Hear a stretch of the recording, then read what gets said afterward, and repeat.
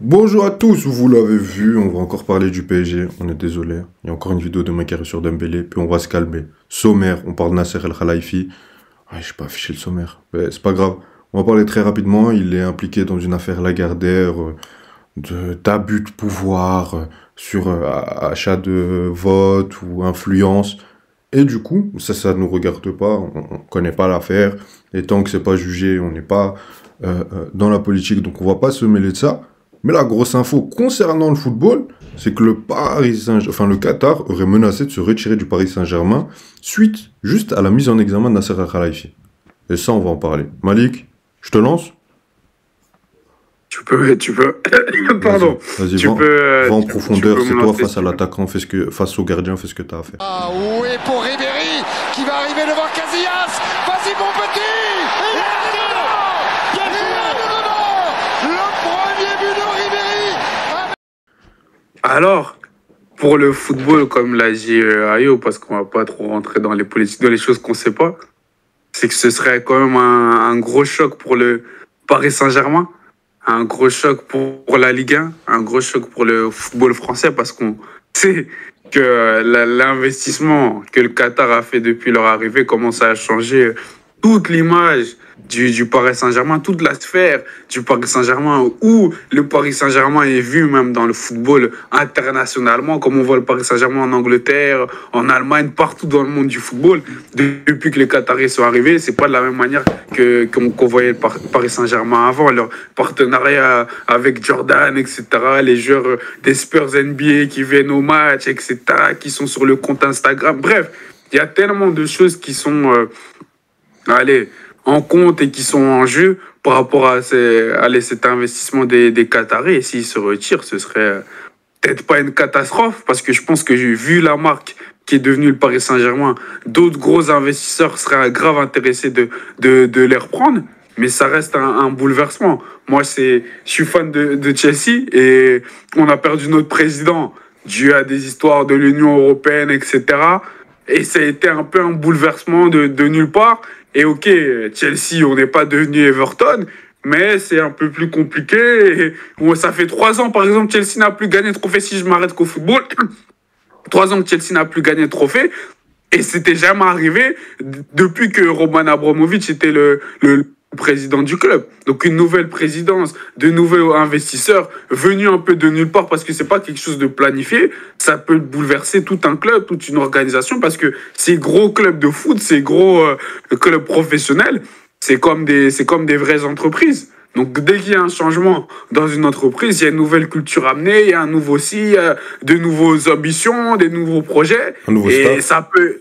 Et voilà, c'est un peu quitte au double. Ça peut bien prendre ou ça peut aller dans le trou du fossé, malgré qu'il y a tout l'argent du monde. Donc, franchement, cette nouvelle m'a grave surpris. Et je sais pas comment les fans de Paris se sentent. Et moi, c'était en mode waouh! Ça peut apporter un gros bouleversement, mais tellement qu'on est une grosse marque, je pense que les Qataris soient là ou se retirent, un gros investisseur va venir et prendre le Paris Saint-Germain si le pire arrive, Ayoub. Je pense, du moins. Après là-dedans, moi je pense pas que le Qatar va se retirer du Paris Saint-Germain, parce que déjà ça aurait aucun sens. Tu vois, de se retirer au moment où sportivement t'es en train de vraiment arriver à quelque chose de concret, de sérieux, et que t'as appris de tes erreurs et de tes stupidités du passé. Maintenant, moi ce qui me dérange, parce que là je vais retirer, tu sais, j'essaye d'être professionnel, puisque oui, je suis éditorialiste, enfin, bientôt. Mais là je parle en tant que supporter du Paris Saint-Germain et pousser un petit coup de gueule. Là maintenant, l'affaire elle concerne qui? Nasser El Khelaifi, on l'a mis en miniature. Elle concerne pas le Paris Saint-Germain. Elle a rien à voir avec le Paris Saint-Germain. Pourquoi le Paris Saint-Germain est mêlé? Ça, moi, ça me dérange. Ça veut dire que si le président est mis en examen pour une affaire qui n'a rien à voir avec le sportif et ni avec son club, et là, la première chose que tu as comme réflexe quand tu es le Qatar, c'est aller te menacer de retirer tes billes du PSG. Le Paris Saint-Germain, c'est pas un jeu, hein. C'est pas un outil de menace. Et en plus, on voulait pas parler de politique et se mêler, mais si ça, c'est pas de l'abus de pouvoir, parce que tu sais très bien que le championnat, là, vu l'affaire avec Dazen et tout, juste avec Mbappé, t'as perdu je sais pas combien. Si tu retires le PSG, y a plus rien. C'est vide, hein. Tu fermes, on ferme les caisses et on rend la franchise, hein. Mais là, t'as cru que le PSG, c'était quoi? Le PSG existait avant toi, le PSG existera après toi. C'est un club qui a une identité, qui a connu des stars avant toi, qui a eu des supporters avant toi, même si t'as apporté au Paris Saint-Germain avec des stars, etc. T'as fait rêver pas mal de jeunes qui sont devenus supporters de ton équipe. Ok. Mais maintenant, tu utilises le Paris Saint-Germain comme outil de menace pour régler tes affaires qui n'ont rien à voir avec le sportif. Ça, moi, ça me dérange énormément. Parce que le Paris Saint-Germain ne doit pas être un moyen de pression pour le Qatar quand ils ont un problème qui n'a rien à voir. Maintenant, je peux comprendre sur l'aspect politique, on dit oui, Nasser El-Khelaifi, tout le temps mis en examen, toujours attaqué par la presse, ok. Mais laissez le Paris Saint-Germain en dehors de tout ça. Le travail avec le Paris Saint-Germain et vos actions avec le Qatar, etc., l'affaire Lagardère, ou ce que vous voulez, dissociez-les. Parce que nous, on n'a rien à voir avec ça. Nous, on veut juste kiffer le foot. Nous, on veut juste regarder notre club chaque semaine. On veut juste, chaque saison, espérer qu'on va remporter la Ligue des Champions, voir du football et aimer notre club. On en a, moi, demain, l'histoire, elle est vraie, Nasser El-Khelaifi, oui ou non, j'en ai rien à faire. Mais tu vois, quand je te dis j'en ai rien à faire, ça veut dire que je vais aller dans mon lit, je vais prendre mon coussin, je vais mettre une série, je vais dormir. Mais maintenant, si tu retires le Qatar part du PSG, je sais pas, non, c'est même pas une question d'on n'aura plus d'argent, un autre investisseur va venir, mais que je vois que des grands monsieur avec beaucoup d'argent commencent à jouer avec mon club, comme si c'était, je sais pas, comme si c'était une PlayStation, ça me dérange. À moi et à tous les supporters du Paris Saint-Germain. Et je vois aussi... Non, laisse-moi terminer, parce que je sais que tu vas dire des conneries, je connais ton sourire. Et je vois beaucoup de supporters du PSG, ou en tout cas de chroniqueurs PSG, ou de journalistes qui sont pour Paris défendre ça en critiquant les moyens utilisés par la presse française pour un peu attaquer, ou alors la justice française, je sais pas, pour attaquer Nasser El-Khelaifi. Ça, je veux bien comprendre. Et encore... Ça, je sais pas. Je vais pas me positionner. Mais je veux bien, je vais même dire que je suis avec vous. Dans tous les cas, et je l'ai déjà dit 5 fois là, en 2 minutes, hein, tu laisses le PSG en dehors de ça. Le PSG ne t'appartient pas et le PSG ne t'appartiendra jamais. Voilà, vas-y, dis tes bêtises. Le truc, Ayoub, c'est que je suis pas du tout d'accord, surtout rien qu'avec ta dernière phrase. Si, le PSG leur appartient. C'est leur club. Ils font ce qu'ils veulent. C'est eux qui ont les parts. C'est eux les majoritaires. Ils font ce qu'ils veulent, Ayoub. Ils font ce qu'ils veulent, malheureusement, c'est comme ça. Non, pas ils font pas ce qu'ils veulent. Toi, tu vas arrêter, espèce de capitaliste de merde. Non, écoute-moi bien, parce que toi, je te connais. T'es un homme qui ne jure que par l'argent et qui n'est intéressé que par l'argent, je te connais. Toi, à chaque fois qu'on parle de foot, tu vas nous dire, non, mais c'est le business. Avant tout, c'est une entreprise. Non. Ton président, Pablo Longoria, a dit, chez Zach Nani, avant qu'un club de foot soit en business, c'est une institution sociale. C'est ce qu'est un club de foot, avant d'être un business. Maintenant, vous, les petits capitalistes comme ça, qui voient, oh, il y a de l'argent, oui, c'est une entreprise, ça fonctionne comme ça. Non, il y a des supporters, il y a une histoire. T'as des gens d'une ville, et maintenant des gens dans le monde qui aiment ton club, pour des bonnes ou des mauvaises raisons. Mais il y en a beaucoup qui, c'est pour des bonnes raisons. Comme moi j'habite pas dire où j'habite à Bruxelles, mais je suis supporter du Paris Saint-Germain, ou même un Parisien qui est supporter du PSG. Il en a rien à foutre de l'aspect business. Et ça, s'ils sont propriétaires, demain s'ils font faillite, ça leur appartient toujours. Demain s'ils décident de le revendre, ça leur appartient toujours. Non, c'est une institution sociale. Un club, pour moi, et c'est ça le problème que j'ai, et je voulais en parler notamment sur d'autres clubs, notamment le tien, moi j'aimerais... Mais ça, non, c'est pas pour critiquer, c'est pour critiquer plutôt le président, comment ça a été fait. J'aimerais qu'il y ait une délégation qui soit faite avec des gens honnêtes. Et non pas, cupides et avides de pouvoir et d'argent, qui ne laisseraient pas n'importe qui prendre la direction des clubs. Et que les clubs, pas s'autogèrent, mais qui gardent toujours leur identité avec leurs supporters. Pour que tu ne puisses pas avoir des clowns qui ont beaucoup d'argent. Je parle pas des présidents du Paris Saint-Germain ni des Qataris, hein, je veux pas de problème, mais qui viennent et qui s'emparent de ton club. Moi, t'as peur? Ouais, vraiment. Non, je rigole.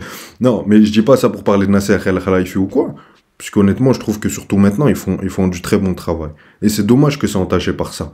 Mais le PSG, avant tout, c'est les supporters. C'est un club, c'est une ville, c'est une histoire. Avant d'être des mecs qui rachètent ce club. Bien sûr, ils font partie de cette histoire.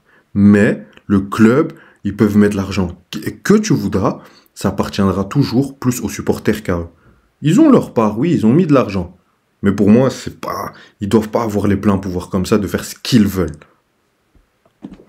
Mais comment tu peux changer ça, yo? Parce que je suis d'accord avec toi dans l'aspect où le club, que les présidents soient là, que les joueurs soient là, que les coachs soient là, eux tous, au bout d'un moment, ça part. Ceux qui restent, c'est les fans. Ils sont attachés au club, quoi qu'il arrive. Toi, tu es un fan du Paris Saint-Germain aujourd'hui, à ton âge, même si tu ne veux pas révéler ton âge, dans 40 ans, dans 50 ans, quand tu seras grand frère, tu seras toujours fan du Paris Saint-Germain. Peu importe le président qui est au club, qu'il soit bon, qu'il soit mauvais ou pas. Parce que tu ne vas pas attacher sa personne au club. Mais à la fin de la journée, lui qui est le président, lui qui est propriétaire du club, lui qui a les parts majoritaires du club, il fait un peu ce qu'il veut dans le club. Mais, malheureusement, oui, malheureusement, heureusement, c'est comme ça. Mais comment tu veux changer ça en vrai? Donner plus de pouvoir aux fans?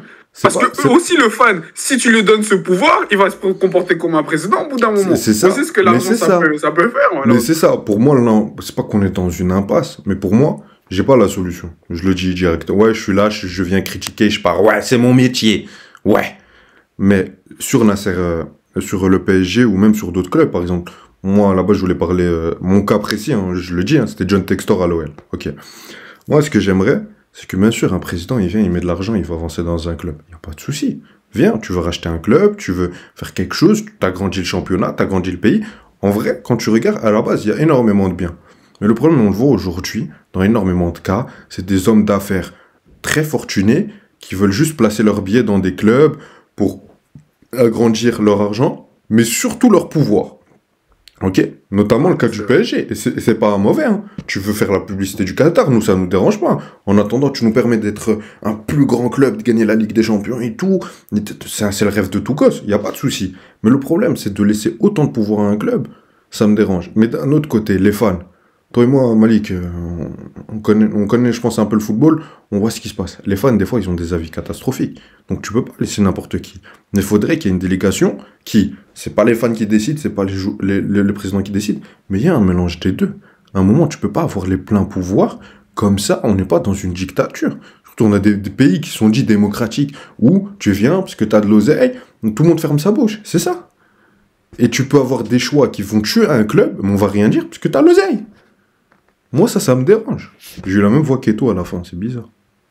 Donc moi, c'est ça. Moi, c'est ça. Maintenant, je t'ai attaqué, personnellement, je vais pas jamais m'en excuser, mais je te comprends ce que tu dis. D'une part, t'as raison. Le club, c'est lui qui paye. Demain, Todd Boehly, je lui dis, ouais, mais toi, tu fais ça. Il va me dire, tu fermes ta bouche. C'est moi qui mets l'argent. Je suis un businessman, je sais comment ça marche. Tu veux que je lui dise quoi? C'est lui qui a acheté le club. C'est lui qui a le pouvoir. Mais maintenant, d'un autre côté, toi, t'es supporter de Chelsea. T'aimes bien quand un mec qui vient, il te dit, j'ai plus d'argent que toi, tu la fermes. Et lui, il en a rien à faire de ton club. T'aimes bien ça? Toi qui es supporter de Chelsea. C'est comment elle est la vie? Est-ce que la vie est juste, Ayoub? Ouais, on peut rentrer dans un autre débat. Est-ce que la vie est juste? Dites-nous si la vie elle est juste. La vie n'est pas juste pour tout le monde. Il va me sortir un verset biblique là, c'est bon. Arrête. On va arrêter la vidéo très tôt. On a dit ce qu'on pensait de l'affaire. Moi, je donnais mon avis. Toi, t'as dit que le PSG faisait ce qu'il voulait parce qu'ils ont de l'oseille. Ok. C'est tout ce qu'on a retenu. Non, je rigole, ça va les gens enlever la vidéo. Non, mais plus sérieusement, dites-nous vous en commentaire ce que vous en pensez. Franchement, j'ai envie de lire ce que vous en pensez. Vraiment, ça nous intéresse, débattez, toujours dans le respect, hein, pas d'insultes, pas d'attaques personnelles comme on fait ici, nous on peut se permettre. Et n'hésitez pas à liker, vous abonner et activer la cloche. Beaucoup d'autres choses arrivent, de nouvelles rubriques, nouvelles émissions, nouvelles vidéos. Merci à toi Malik. Salut. Merci à toi. Ciao, ciao.